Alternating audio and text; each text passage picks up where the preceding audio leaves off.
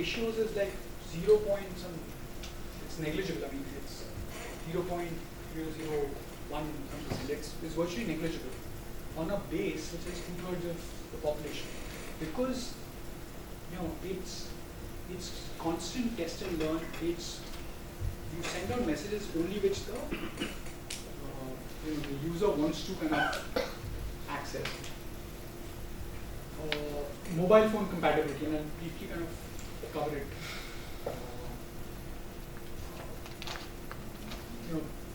And customization. You have to keep trying to identify and break up your customer set into different segments, and that segmentation can be of various types. But fundamentally, it's his purchase behavior. It's a transaction history, which will give clues as to whether this guy is just a deal buyer. What the departmental stores called end of season sales, shoppers. There are a bunch of people who only buy end of season sales, right? Or is it somebody who's interested in the new stuff? Or is he buying only certain categories? So you can do lots of different kind of segmentation, but fundamentally it's a transaction history which is there, an analysis of that, and then devising campaigns around it, which which will help you build these different segment profiles. See, we're running a bit out of time, so let me talk about mobile marketing, and I have to admit I have not used too much of mobile marketing. But fundamentally, the mobile is personal. Okay, it's not a common device like a laptop. It's literally personal to you. You're carrying it everywhere, so it can actually track where all you've been. It's immediate. Anything you serve, if it's near a location and it's relevant, will have a far greater response rate than what again Ratan was talking about, that whole insurance marketing where you put in a lead, and after 3.5 days that lead reaches the sales associate. It's localizable, so you can say I will serve it only to this relevant set of customers, and about the rest. It's in fact it's one-to-one in that one group. And it provides a wide range of marketing tools. So you can have a mobile website, you can have an app, you can do SMS campaigns, you can do location-based targeting, you can have QR codes. So there's a whole bunch of stuff. It's a whole world by itself actually. Excuse me, can you speak a little about location-based targeting? So location-based targeting is you go to Phoenix Market City, and assuming you've downloaded some app. Okay, you get a notification. You get to know all the offers running in Phoenix Market City. Very good.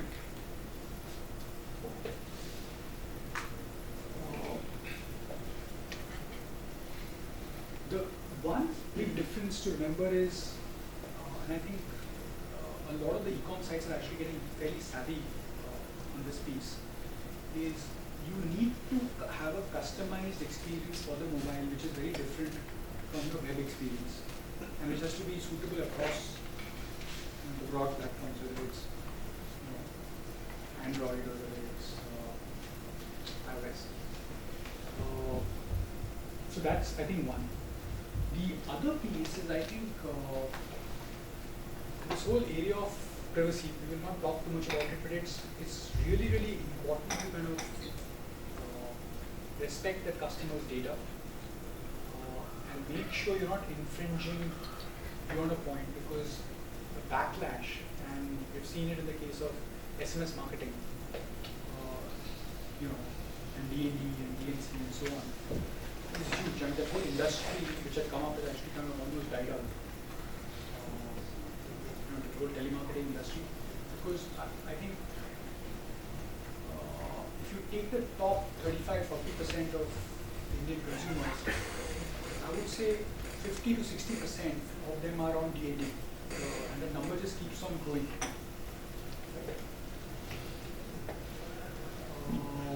Again, some very, very broad data. 40% of Google searches are coming through mobile. Maybe Sid or Ratan will have more relevant data, but I think, I know the last 1.5 years, Google has been seeing some really, really big growth coming out of mobile. Like their mobile monetization today is really, really, I had the number right, I can't recall it offhand. 27% of all emails are opened on mobile phones. Now that, again, is a very, very large number, right? Because the guy's seen it, assuming you have a call to action out there, you can actually start getting a transaction immediately. And then you can actually start, again, doing things around, assuming it's a Big Bazaar, and they know that anybody who's over the age of 30 is actually shopping only on Saturday or Sunday mornings. And you have this other information, the 27% of emails are open on the phone. They could actually look to send out the email first to people over 30 and 30 plus on Saturday morning or on Sunday morning, versus sending it out randomly, in a batch kind of system. There are lots of these kind of specific applications. Again, this is just an example I picked up of ClearTrip, which is I thought it had a very clear interface. You go into the next screen and you essentially have a call to book. Now, the reason I picked up this example is if you see the category, in the online travel category, the average tickets booked per person is 1 or actually less than 1 per year. So the average customer on Make My Trip or ClearTrip, whatever, just books 1 ticket a year, once. So there is no repeat buying. So that is a crazy marketing problem, because you have to sell at the lowest price. The consumer, you actually, you're paying tons of money on search and so on to make sure you're in the top 2 or 3, and you have the airlines which are selling at that price, you have the OTAs which are bidding for that, and the average transaction frequency in a year is 1. So it's unlikely that the guy remembers that he went and had a great experience by ClearTrip when he's gone. So therefore, if there are any of these other means by which you can actually get out and reach to him, even if you move that 1 to 1.1, that is a 10% growth on the whole base. So,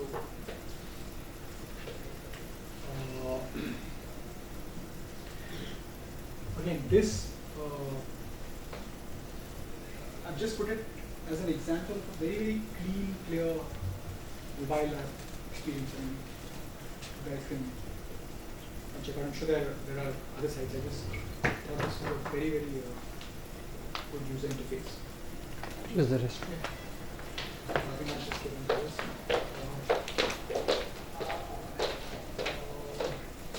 So let me quickly kind of round this off with social media marketing. Have you guys shared the numbers of social media and stuff like that? So I haven't got the numbers, but broadly, anybody who's online, or virtually everybody who's online is on social media, right? That's very, very clear. Now, what social media has done, and I think it's still open season there in terms of how to use it. Marketeers are still learning, how deeply to kind of get involved in it. One thing marketeers have realized is you cannot stay out of it. You have to engage. But fundamentally, I think what the social media platforms allow is what I call the forest fire effect. But fundamentally, it allows you to expand your reach you know, at a rate which was not possible otherwise. And in that sense, it allows a unique opportunity, especially for smaller and smaller brands, you know, to get that force multiplier. And I've got an example to show. It's a wrong example because those guys aren't doing it. But it's also a great, you know, two-way street to figure out for marketers what the customer is saying. And yes, there will be a bunch of local customers who will either be very happy or very sad to be talking about it. But at least you get a feel of what the heck is happening. There are fundamentally three elements that are there in social media. One is about publishing content. The second is about sharing. The third is kind of engaging with the customer. And where you start getting into discussions and dialogues with the customer. Let me do one thing. Let me just share a few examples. And I actually have a video which I just clicked off the web. Which I thought explains social media and actually the online space pretty well. So you guys will be knowing this. Yeah. Thanks. So there are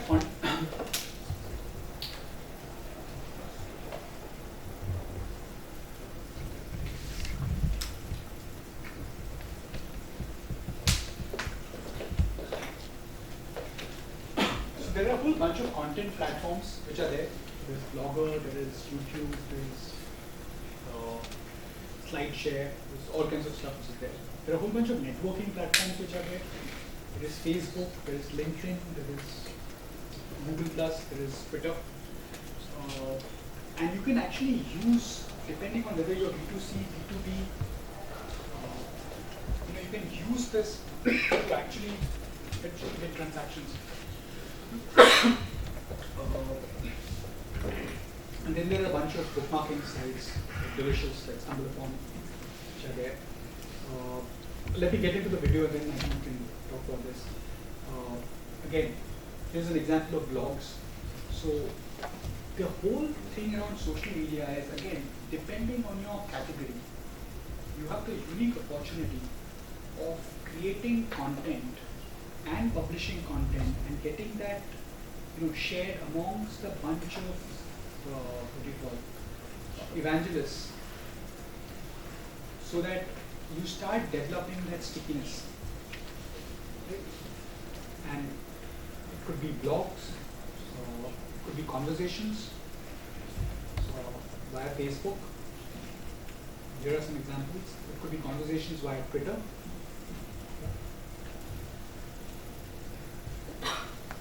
And the reason these are important, again, I don't have the data, but I think if there are 100, let's say potentially 100 million people who have access to the net in some form or the other, I would say maybe 80, 85, maybe somewhere in that region, people would be on social media. Now, what is the meaning of this data? There are 80, most large brands don't have more than 5 million consumers at best. 10 million customers.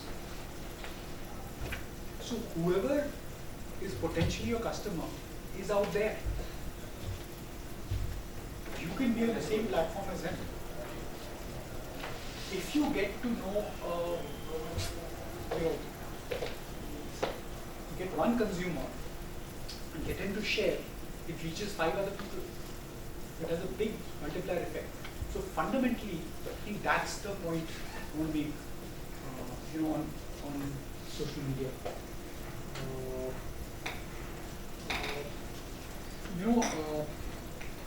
We are Loyalty One, we are a startup. We have a very, very small community. It's a B2B community. It's about people who are essentially engaged in customer engagement, in loyalty, in trying to make marketing more data-based. That is our core competency. We have actually landed, still in the middle of discussion, but you've actually landed a business deal out of Delhi through LinkedIn. You know, it's in an era where we are actually calling up people, figuring out contacts, and trying to meet the CEO, CMO, CEO. We actually got a mail saying we are interested in, you know, whatever you do. We read a couple of articles about you all. We've seen your website. Can you please come and make a presentation? And it was some junior guy. I called up that guy. So he says, look, my marketing head wants to make a presentation. I said, what's the brief? He said, well, you just come with whatever your credentials are. Because I also don't know what he wants. He asked me to look around, and I just looked around. So we went, made this credentials pitch. And then, as we spoke about all our capabilities, then this guy started talking about all that he wanted to do. And he said, okay, this is what it is now. We said, okay, we'll take this, we'll come back with, you know, sort of what we can do, what we can't do, refuge or other book. And you know, you actually kind of landed an assignment. So, you know, the point I'm trying to make is this is very, very real.